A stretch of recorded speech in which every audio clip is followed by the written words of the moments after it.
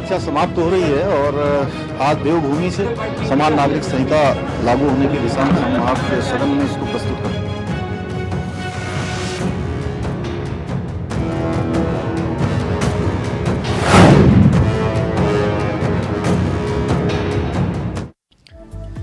तो देवभूमि में यूसीसी आया तो विपक्ष क्यों घबराया? उत्तराखंड वाला यूसीसी है क्या? यूसीसी को लेकर पूरे देश में चर्चा हो रही है और उत्तराखंड ने इतिहास के पन्नों में अपना नाम दर्ज कर लिया यूसीसी को लेकर। यूसीसी बहु विवाह पर पूरी तरह से रोक लगाने का जिक्र इसमें किया गया है। शादी के लिए लड़की की कानूनी उम्र 21 साल होगी, यह तय किया गया है। बिना रजिस्ट्रेशन लिव इन रिलेशनशिप में रहने पर अगर आपने रजिस्ट्रेशन नहीं करवाया और बिना रजिस्ट्रेशन के आप लिव इन रिलेशनशिप में रह रहे हैं तो फिर आपको जेल हो जाएगी। शादी का पंजीकरण कराना जरूरी होगा और उत्तराधिकार की प्रक्रिया भी आसान की गई है और गोद लेने के लिए, बच्चा गोद लेने के लिए भी नियम बदलेंगे। इतना ही नहीं, बुजुर्ग मां बाप के भरण पोषण की पत्नी पर भी जिम्मेदारी होगी। पति पत्नी दोनों को तलाक के समान अधिकार मिलेंगे, यानी ऐसा नहीं कि मामला रफा दफा। इतना ही नहीं, संपत्ति को लेकर भी महिला और पुरुष दोनों के बीच बराबर के अधिकार होंगे, यानी समान अधिकार। मगर सवाल यह कि आखिरकार देवभूमि में यूसीसी आया, विपक्ष इसको लेकर क्यों घबराया?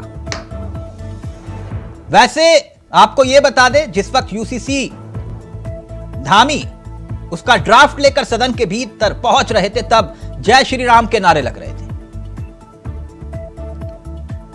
और अब इसको लेकर घमासान शुरू हुआ और धामी का प्रण क्या वाकई पूरा हुआ? आज इसी पर करेंगे चर्चा। हमारे साथ जुड़ेंगे तमाम मेहमान, लेकिन पहले इस रिपोर्ट पर गौर फरमाएं और फिर सीधा रुख करेंगे अपने मेहमानों की तरफ। आज प्रतीक्षा समाप्त हो रही है और आज देवभूमि से समान नागरिक संहिता लागू होने की दिशा में हम आपके सदन में इसको प्रस्तुत करते हैं। आखिरकार उत्तराखंड में इंतजार खत्म हुआ और जो वादा सीएम पुष्कर सिंह धामी सरकार ने जनता से किया था, वो वादा निभाने के लिए फाइनल दाव चल दिया। उत्तराखंड के विधानसभा में मंगलवार को उत्तराखंड के विधानसभा का मंगलवार का यह नजारा देश के इतिहास के पन्नों में हमेशा हमेशा के लिए दर्ज हो गया। आखिरकार यूसीसी बिल को पेश कर दिया गया। सीएम पुष्कर सिंह धामी ने सदन में यूसीसी का बिल पेश किया और अब इसी के साथ ही उत्तराखंड समान नागरिक संहिता लागू करने वाला देश का पहला राज्य बनेगा। अध्यक्ष जी, मैं आपकी अनुज्ञा से समान नागरिक संहिता उत्तराखंड विधेयक 2024 को प्रस्तावित करने हेतु सदन की अनुज्ञा चाहता हूँ।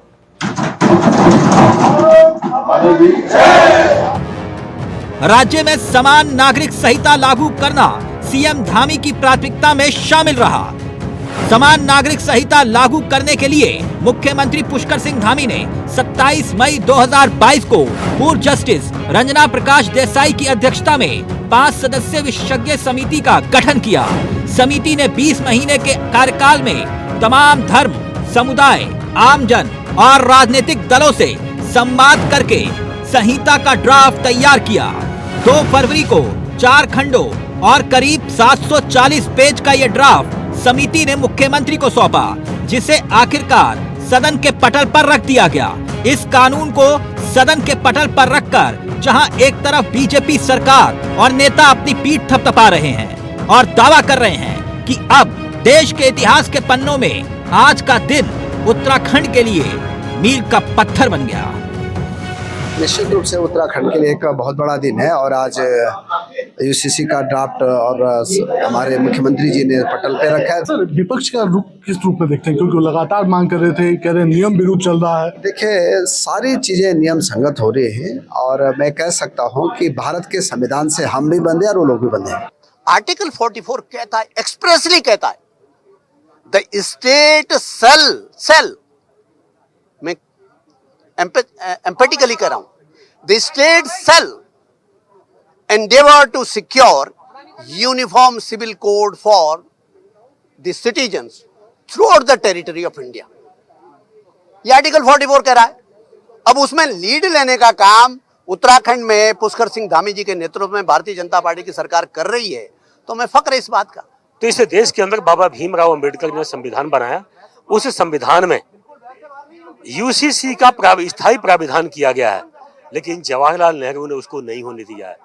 ठीक ये कांग्रेस के ब्लड में है, उनके जीन्स में है। आज उसी को कांग्रेस ने दर्शाया है और जो ऐतिहासिक काम बाबा भीमराव अंबेडकर के सपने को पूरा करने उत्तराखंड जा रहा है, तो आज भी बाबा भीमराव अंबेडकर के उस स्थायी यूसीसी के प्राविधान को आज कांग्रेस ने विरोध किया है। इससे कांग्रेस का चेहरा उजागर होता है कि कांग्रेस दलित विरोधी है। युवा मुख्यमंत्री को पहले तो बहुत बहुत बधाई कि उन्होंने अपने जो कमिटमेंट किया था उसे आज फुलफिल करते हुए नजर आ रहे। जिस तरह से एक भ्रम की स्थिति बनाई जा रही है विपक्ष द्वारा कि एक समुदाय विशेष को टारगेट किया जा रहा है, ये किसी के खिलाफ नहीं है। मैं ये कह सकता हूं कि कहीं से कहीं तक ये किसी के खिलाफ नहीं है, किसी मजहब के खिलाफ नहीं है, किसी विचार के खिलाफ नहीं। ये बेटियों को ताकत देने वाला मुझे लगता है कि एक एक्ट बनेगा, एक विधेयक बनेगा जिसमें बेटियों को बराबर के अधिकार होंगे। 50%, 50% अगर बेटे का प्रॉपर्टी में हिस्सा 50% है तो बेटियों को भी 50% मिलेगा। मुझे लग रहा है कि इस पे तो किसी को दिक्कत नहीं होना चाहिए। वहीं दूसरी तरफ विपक्ष सरकार पर यूसीसी के जरिए उत्तराखंड में राजनीति करने और 24 के चुनाव में सियासी रोटी सेकने के आरोप लगा रहा है। आज आप प्रस्तुतिकरण करें, ले करें, कल उसको चर्चा होती, हमें पर्याप्त समय मिलता तो हम अपनी बात को रख पाते। गुण दोष के आधार पर कायदे से जो विशेषज्ञ समिति की जो रिपोर्ट है, जो विशेषज्ञ समिति की जो रिपोर्ट है उसको सदन के पटल पर आज रखना चाहिए था, जिससे हम गुण दोष के आधार पर उसमें हमारे माननीय विधायक उसको पढ़ पाते और गुण दोष के आधार पर फैसला लेते। और लेकिन सीधे विधेयक को लाना और विशेष समिति की रिपोर्ट को दरकिरार करना ये बहुत बड़ा प्रश्न है। जो विधेयक है अब इसमें तो बहुत जल्दीबाजी हो रही है। ये अगर इनको जल्दीबाजी में लाना भी था तो इसको अब ले करते, बजट सत्र में इसका पालन कराते, सब लोग पढ़ लेते, स्टडी कर लेते, तो ये तो सिर्फ वोट बैंक की राजनीति हो गई है उत्तराखंड के अंदर। ये विषय समवर्ती सूची का है, इसमें राज्य भी कानून बना सकता है, लेकिन जिस तरीके का आज आचरण आपने भारतीय जनता पार्टी के विधायकों का सदन के अंदर देखा, तो उनका यूसीसी से कोई मतलब नहीं है। उनका मतलब है कि 2024 के लोकसभा चुनाव के लिए हम वातावरण कैसे बनाने का काम करें, ये उनका मकसद है।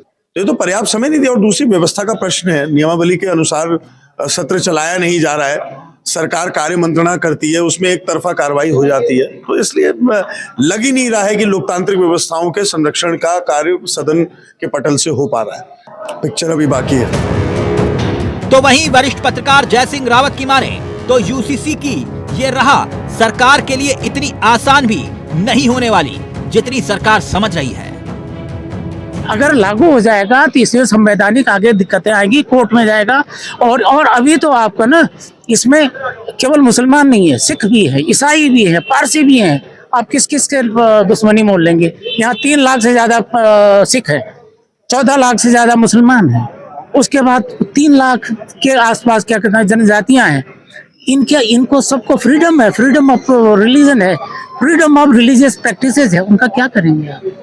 वो दिक्कतें हैं। आप वाहवाही लुटाने के लिए ये सब प्रोपेगेंडा कर लो, लेकिन व्यवहार में क्या उतार पाओगे, सवाल उसका है। सरकार ने विधानसभा के पटल पर ये कानून रख तो दिया और ये कानून बहुमत होने की वजह से बीजेपी पास भी करवा लेती है, लेकिन देखने वाली बात ये होगी कि आखिरकार सरकार इस कानून को लागू करने में आने वाली दिक्कतों से कैसे निपटेगी। Bureau report, India voice, Dehradun. तो चलिए बिना वक्त गवाए सीधा रुख कर रहे हैं मेहमानों की तरफ। रविंद्र वाल्मीकि जी बीजेपी के चेहरे हैं, हमारे साथ लखपत बड़ोला साहब जुड़ गए हैं, कांग्रेस के अनुभवी चेहरे हैं, संगीता शर्मा जी आम आदमी पार्टी का चेहरा है। आप तीनों का बहुत बहुत स्वागत है। लखपत जी बहुत बहुत बधाई हो आपको। प्लीज लखपत जी का ऑडियो। लखपत जी बधाई हो। बहुत बहुत धन्यवाद। यूसीसी आ गया जी। आप पूछ रहे थे ना तारीख नहीं बताते, तो वो फिर आ गया यूसीसी। जी मैं जवाब दे दूं? जी सर। देखिए तिलक जी, मैंने आपसे कहा, हमने कभी नहीं कहा तारीख नहीं बताते, हमने कभी नहीं कहा, हमने जो 2-3 चीजें उसको समझ लीजिएगा।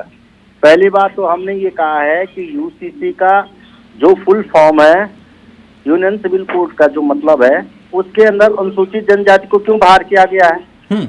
अगर ये समान नागरिक संहिता है तो एक जाति वर्ग को क्यों इससे बाहर किया गया है? क्यों उनको ये लाभ नहीं दिए जा रहे? तो ये देफाकतित बहुत सारे लाभ इनको बताए जा रहे हैं, उन लाभों को उस एक बड़े वर्ग को क्यों वंचित किया जा रहा है हिंदुओं के? पहली बात है। हाँ। दूसरी बात है, ये इतना अच्छा कानून है तो केंद्र सरकार क्यों इस कानून को लागू नहीं करती देश के अंदर? क्या केवल उत्तराखंड के लोगों को इस अच्छे कानून का लाभ मिले? हाँ। पूरे देश इससे वंचित रहे उत्तराखंड के अलावा? हाँ। क्यों केंद्र में इनकी सरकार है, 10 साल से सरकार है, क्यों इस कानून को पूरे देश में लागू नहीं करती है? ठीक। मैं एक बात कह सकता हूँ, तो क्या आप ये कह रहे हो कि राज्य के पास अधिकार नहीं है यूसीसी कानून लाने का? मैंने कहा अनुच्छेद देखो, अनुच्छेद 4 की धारा 44 के अंतर्गत निश्चित रूप से ये कहा गया है, और 1948 में जब संविधान के अंतर्गत इस पे चर्चा हुई थी, जब संविधान बन रहा था तब ये चर्चा हुई थी, उस समय पंडित नेहरू और अंबेडकर जी दोनों चाहते थे कि यूसीसी लागू हो, लेकिन तत्कालीन इस तरह की विचारधारा जो भाजपाई विचारधारा के व्यक्ति है, इन लोगों के घोर विरोध के कारण ये पेंडिंग पड़ा था। तिलक जी ये आप जानते हैं, मैं आप उस समय भी कह रहा हूँ, सुन लीजिएगा। अभी वो विषय भटक जाएगा, क्या था क्या नहीं, वो आप तो पूरी बात ही घुमा गए। ये रविंद्र जी कुछ कहना चाह रहे। रविंद्र जी वो कह रहे हैं कि आधा अधूरा ड्राफ्ट लाकर सदन में बहुमत के बल पर आप यूसीसी थोप रहे उत्तराखंड पर, यही बात है ना लखपत जी? आप ही का सवाल। पहले तो सर्वप्रथम सभी इस प्रदेश के नागरिकों को बहुत बहुत बधाई। आज जिस प्रकार से हमारा प्रदेश में पहला राज्य बनने की ओर अग्रसर हो गया है, विधानसभा के पटल पे ये बिल रख भी दिया है, ये बिल पास भी हो जाएगा, राज्यपाल से मोहर भी लग जाएगी, ये कानून का रूप भी बनेगा। इसके लिए मैं माननीय मुख्यमंत्री को बहुत बहुत बधाई देता हूँ, यहाँ की भारतीय जनता पार्टी की सरकार को बहुत बहुत बधाई देता हूँ। देखिए, किसी भी रूप में मैं पहली बात स्पष्ट कर दूं, ये कानून किसी के अधिकारों को छीनने वाला नहीं है, ये अधिकारों को देने वाला कानून है। जो अधिकारों से अभी तक एक बड़ी वर्ग वंचित था, खास करके इस देश की आधी आबादी, हमारी बहनें माताएं, उनको आज जरूर कानून के रूप में एक बल मिलेगा, उन्हें अधिकार मिलेगा। क्या अधिकार? तलाक लेने का अधिकार। अच्छा लखपत जी पूछ रहे हैं क्या अधिकार मिलेंगे, जरा वो बता दीजिए। मैं बता रहा हूँ, क्या अधिकार मिला है? अपनी मर्जी से तलाक लेने का अधिकार। एक चीज सुन लीजिएगा, पेरेंटल प्रॉपर्टी में अपना हिस्सेदारी का अधिकार, सबको समान अधिकार, गोद लेने का अधिकार। ये गलत इंटरप्ट मत कीजिएगा। सुन लीजिए, आप सुनना नहीं चाहेंगे तो नहीं। देखिए, लखपत बड़ोला जी ने कितने मजे से एक बात घुमा दी कि देश जब आजाद हुआ, नेहरू जी और बाबा साहब अम्बेडकर को बिल्कुल कई जगह मैं आपको दिखा दूं, मैं पूरा लेके बैठा हूँ बाबा साहब अम्बेडकर के बारे में कई जगह वक्तव्य है कि वो एक मिनट सुन लीजिए ना, एक लखपत जी सुन लीजिए ना। लखपत जी आपके बीच में नहीं बोले थे ना, अब वो अपनी बात रख रहे हैं, एक मिनट सुन तो लीजिए। आप इतने विद्वान प्रवक्ता, ऐसी प्लीज मैं आपको पूरा वक्त दे दूंगा। लखपत जी आप ही से शुरुआत की मैंने, एक मिनट रुकिए ना, उनको बात रखने दीजिए। आपने उसका जवाब नहीं मिल रहा, वो कोड कर रहे हैं ना, कोड करके बता रहे हैं आपको। रविंद्र जी कोड करके बता रहे हैं, सुन तो लीजिए। देखिए लखपत जी क्यों इतना गुस्सा हो रहे हैं? एक मिनट रुक जाओ प्लीज। रविंद्र जी का ऑडियो। देखिए, कांग्रेस की सबसे बड़ी दिक्कत है, ये देश के प्रत्येक कानून 2014 के बाद से अच्छी चीजों को रिजेक्ट करती जाती है। आज भी इन्होंने ये मौका खो दिया, इनके पास बड़ा अच्छा मौका था इतिहास में अपना नाम दर्ज कराने का, ये आज चूक गए। खैर, इनकी मंशा। लेकिन देखिए ये कब की बात कर रहे हैं, ना तो उस समय ना भाजपा थी, ना भाजपा का कोई आदमी होता था, सब चीजें आपके हाथ में थी। बाबा साहब भीमराव अम्बेडकर के तो 10 जगह उनके बारे में मिलता है कि उन्होंने कहा है कि ये जब हिंदू कोड बिल पास हो रहा है, इसके साथ साथ सबको कम से कम समान अधिकार मिलने की ओर जाना चाहिए। लेकिन नेहरू जी एक ऐसे व्यक्ति थे जिन्होंने अड़ गए थे, उन्होंने कहा नहीं भाई। आप इतिहास नहीं पढ़ते हैं, सुन लीजिए, आप इतिहास नहीं पढ़ते हैं। व्हाट्सएप यूनिवर्सिटी वाला मसला नहीं है। एक मिनट रुकिए, संगीता जी का ऑडियो रहेगा, संगीता जी अब तो बात ये हुई ना कि एक पक्ष और दूसरा विरोध, एक पक्ष दूसरा विरोध, आप किस पाले में खड़े हैं? अब ये मत कहिएगा कि बीजेपी की कांग्रेस की तरफ उंगली करके और बीजेपी की तरफ उंगली करके और कहेंगे हम तो उनकी तरफ हैं, मतलब समझ रहे हैं ना? है कहीं और। देखिए, आम आदमी पार्टी ने कभी भी समान नागरिक संहिता का विरोध नहीं किया। बस जब भी आम आदमी पार्टी ने इस विषय में बात की तो सीधे से हमारा था कि सभी जातियों से बात हो, सभी प्रबुद्ध वर्गों से बात हो, उसके बाद जो चीज सब लोगों को चाहिए वो समान नागरिक संहिता में आए और सब पर लागू हो। कभी भी इस चीज का विरोध नहीं किया गया। आज भी ये उत्तराखंड में लागू हुआ। रविंद्र भाई को बहुत बहुत बधाई, सभी उत्तराखंड वासियों को बधाई। लेकिन देखिए, जब ये मसौदा आया और ये लागू हो रहा है, तो अगर अनुसूचित जाति को इससे अलग रखा गया तो फिर ये किस तरह की समान नागरिक संहिता, तिलक भाई? फिर तो वो विषय ही नाम जो इसके नाम से उजागर होता है कि उत्तराखंड के हर एक व्यक्ति को समान अधिकार, लेकिन जब एक वर्ग इससे अलग छूट गया तो कैसे फिर समान अधिकार?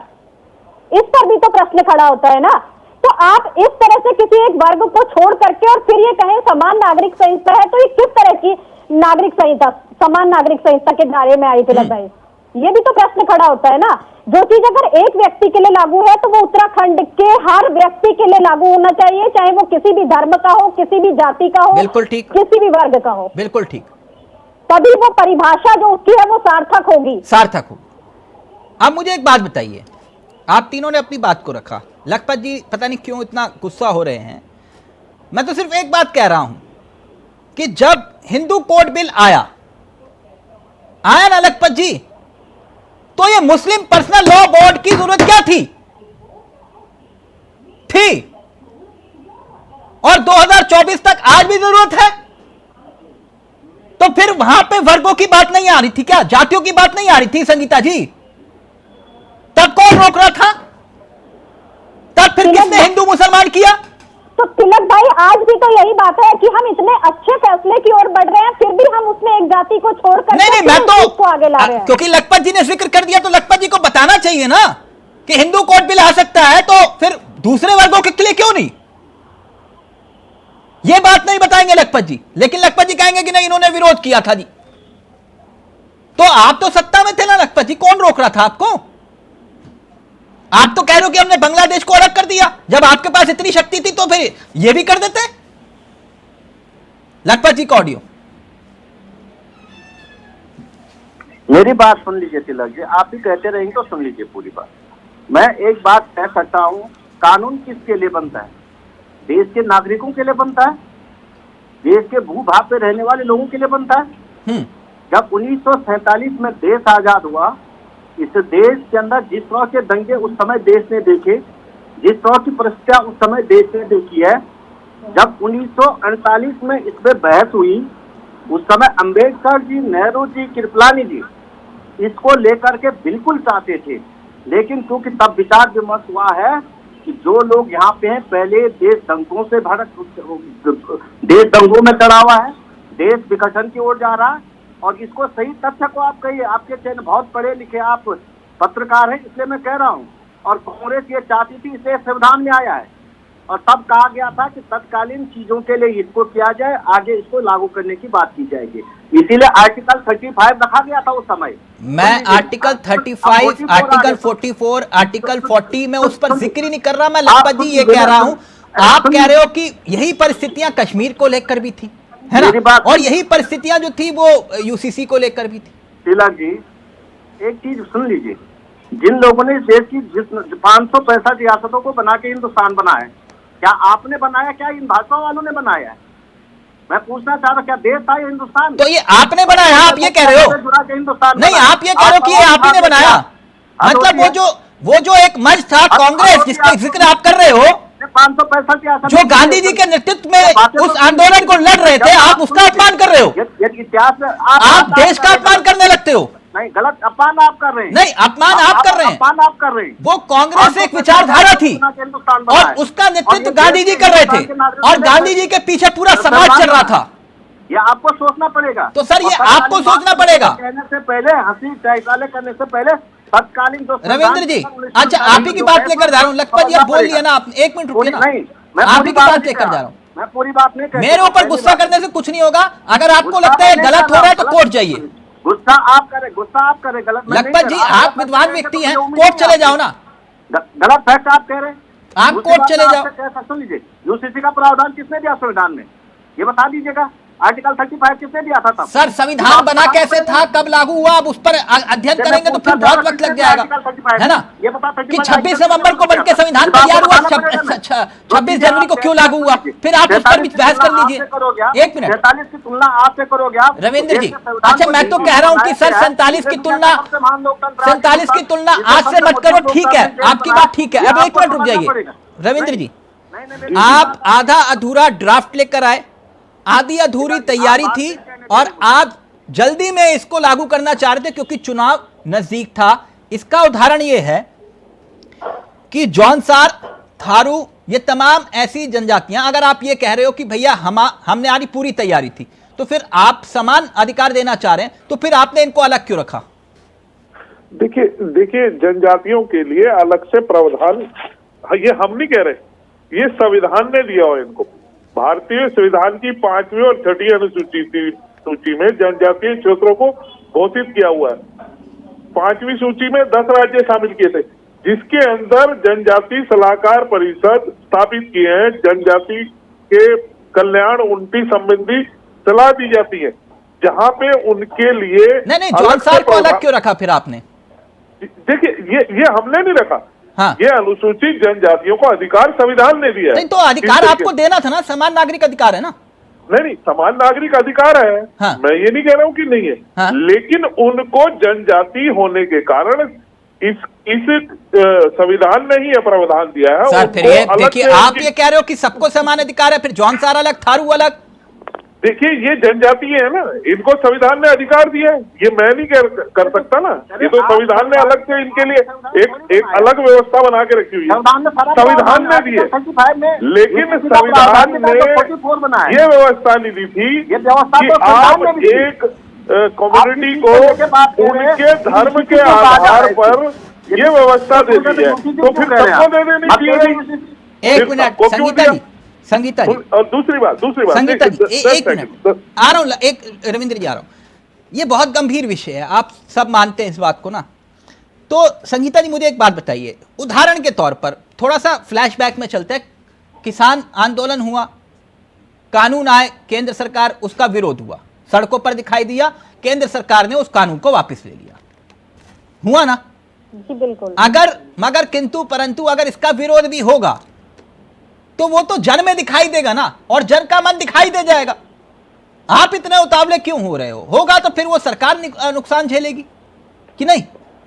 तिलक भाई देखिए, मैं फिर कहूंगी उस बात को कि हमने कभी विरोध नहीं किया, लेकिन जिस तरह से मेरा प्रश्न है कि जो जनजाति, जो आपने भी कहा कि बोक्सा, थारू, जो उत्तराखंड में तमाम जनजातियां हैं, 6-7 जनजातियां उत्तराखंड में जो हमारी निवास करती हैं, उनको अगर हमने इस सीमा से बाहर रख दिया तो फिर हम इसे समान नागरिक संहिता उत्तराखंड में पूरे राज्य में हर एक व्यक्ति के लिए अलग होगा, मतलब एक समान कानून हो गया, ये नहीं कह सकते तिलक भाई।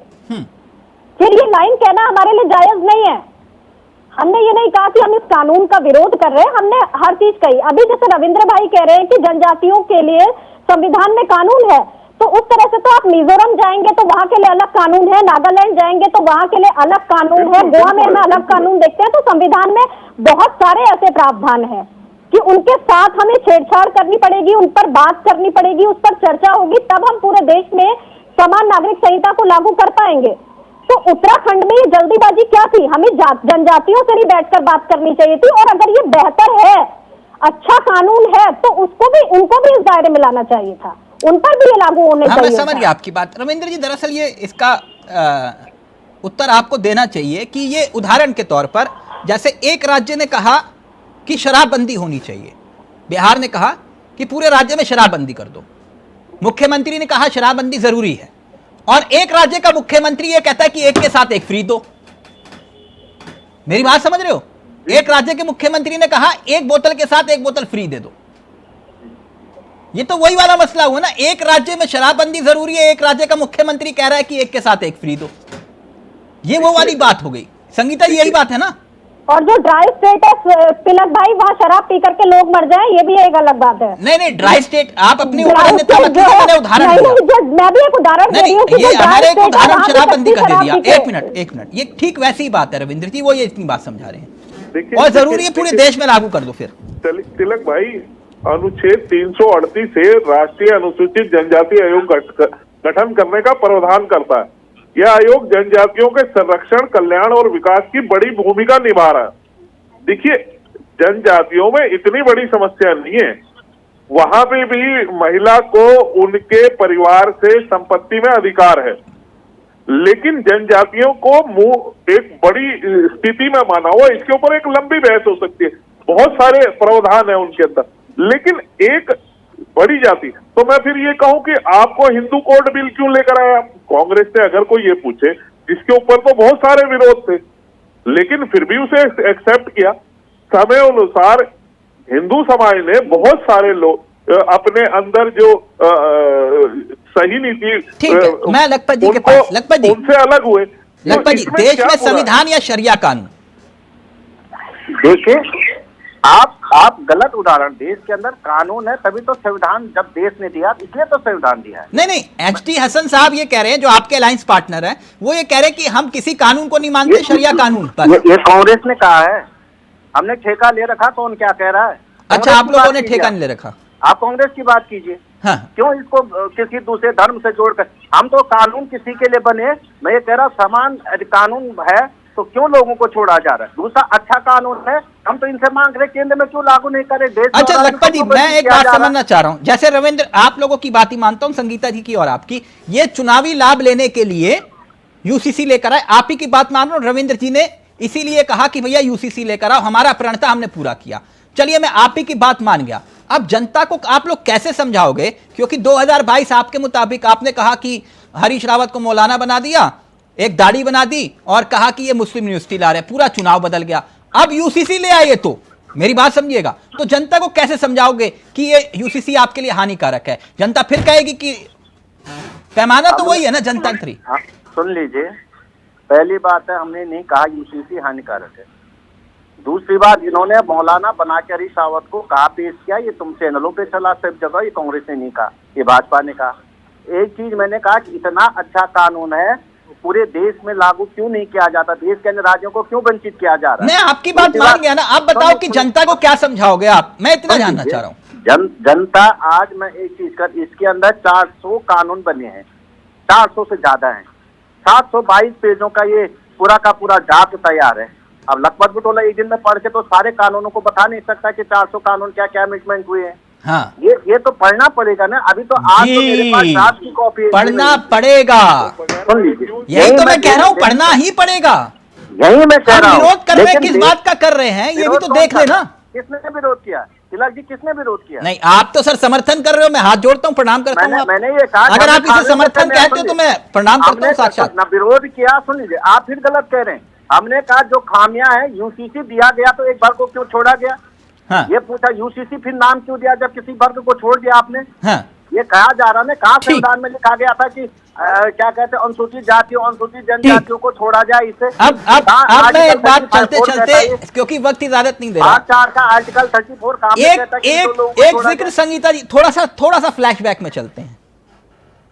3 तलाक का मसला आया, 3 तलाक का मसला आया, खुलकर विरोध करने वालों ने विरोध किया, कहा कि हाहाकार मच जाएगा देश में। यही हुआ था रविंद्र जी, हुआ 3 तलाक। फिर 370 का मसला आया,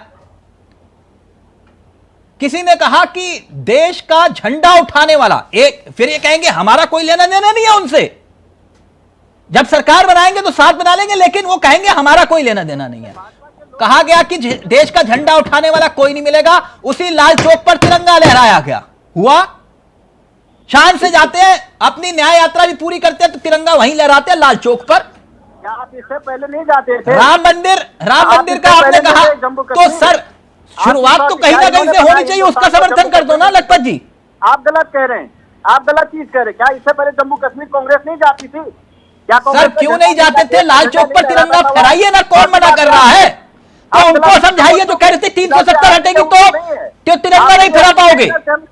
उनको समझाइए, उनको समझाइए। जम्मू कश्मीर को हिंदुस्तान से सर जो आप लोगों ने गुप्तकार बनाया वो उनको समझाइए, मुझे मत समझाइए। जिन्होंने ये कहा था कि तिरंगा नहीं फहरा पाओगे लाल चौक पर, उनको बताइए कि हमने फहराया और हम ही फहराएंगे। ये देश जरूरी है, सरकारें तो आती जाती रहती हैं sir. Thank you so much, बहुत बहुत शुक्रिया। लखपत जी नाराज मत होइए, आप आराम से ठंडा पानी पीजिए। थैंक यू सो मच, आप मित्र हैं हमारे, गुस्सा मत होइए, गुस्सा मत होइए। थैंक यू लखपत जी, बहुत बहुत शुक्रिया। रविंद्र भाई आपका भी, संगीता जी आपका भी। तो अभी ये आगाज आगे देखिए होता है क्या, लेकिन इतना जरूर है कि इस मुद्दे में करंट जरूर है। नमस्कार, जय हिंद, जय भारत, जय उत्तराखंड। आज प्रतीक्षा समाप्त हो रही है और आज देवभूमि से समान नागरिक संहिता लागू होने की दिशा में हम आपके सदन में इसको प्रस्तुत करते हैं।